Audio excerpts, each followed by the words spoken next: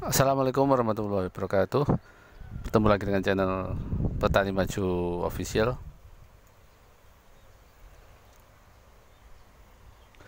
Pada hari ini tanaman melon saya ini berumur 22 hari setelah tanam.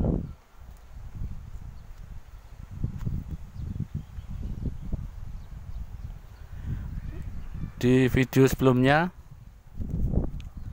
sudah saya sampaikan bahwasanya di dalam mempercepat pertumbuhan tanaman ini saya menggunakan perangsang pertumbuhan.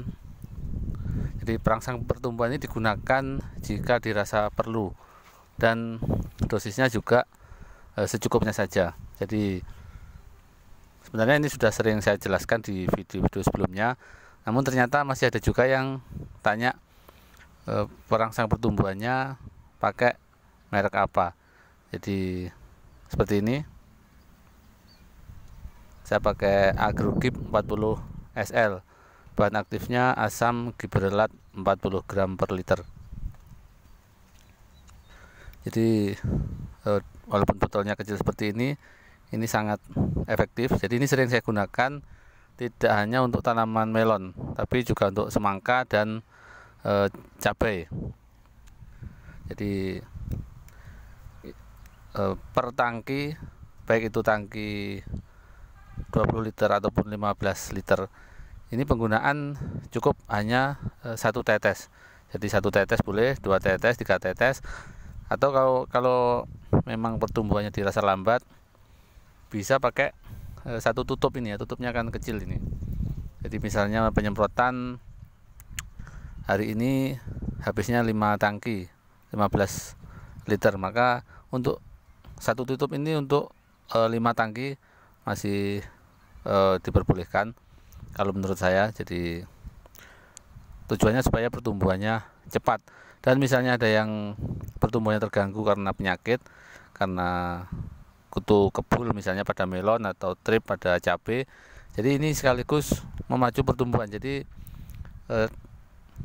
pertumbuhan yang tadinya terhenti bisa kembali normal, bisa jalan lagi. Jadi pupus yang tadinya terhenti pertumbuhannya, dia bisa cepat tumbuh lagi. Namun penggunaannya ini tidak boleh terlalu banyak.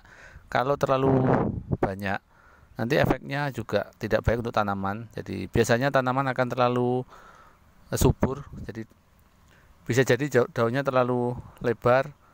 Terus nanti efek yang juga nggak kalah penting adalah di pembuahan. Jadi kalau terlalu banyak penggunaan perangsang pertumbuhan ini, nanti buahnya biasanya akan sulit untuk dibuahkan. Jadi buahnya mudah gugur. Jadi penggunaan secukupnya saja. Misalnya cuma 1 tetes per tangki itu lebih aman. Jadi kalau pemakaiannya terlalu banyak, nanti buahnya akan susah untuk jadi. Terus di samping itu juga harus diwaspadai, di saat kita menggunakan perangsang pertumbuhan seperti ini, kita harus pastikan bahwasanya daun benar-benar sehat seperti ini, jadi hijau bersih seperti ini. Jadi ketika misalnya ada jamur yang menyerang, maka kita harus diimbangi dengan fungisida yang benar-benar kuat. Jadi kuat untuk melindungi daun. Misalnya pakai antrakol ataupun titan ataupun Bion M.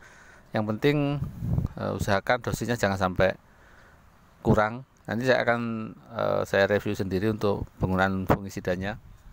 Jadi kali ini fokus ke perangsang pertumbuhan aja. Intinya penggunaan ini selama diperlukan aja. Kalau misalnya pertumbuhannya sudah normal, sudah bagus, berhenti dulu. Kalau dirasa lambat, dikasih lagi, dan penggunaannya secukupnya saja.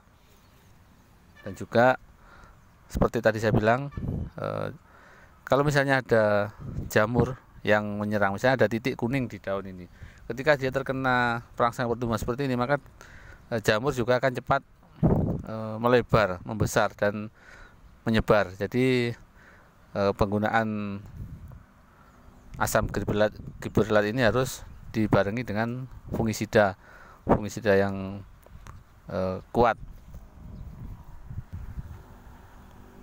Kalau bersih mulus seperti ini nggak masalah, tapi ketika ada satu saja misalnya ada titik kuning, maka harus hati-hati penggunaannya. Jadi sambil diperhatikan jangan sampai jamurnya yang cepat menyebar. Sebenarnya untuk pertumbuhan itu nggak perlu cepat ya, yang penting normal gitu aja. Jadi selisihnya juga nggak banyak sebenarnya. Ini di umur ke-22 ada yang sudah hampir mentok lanjaran seperti ini, namun yang lain ada masih setengah.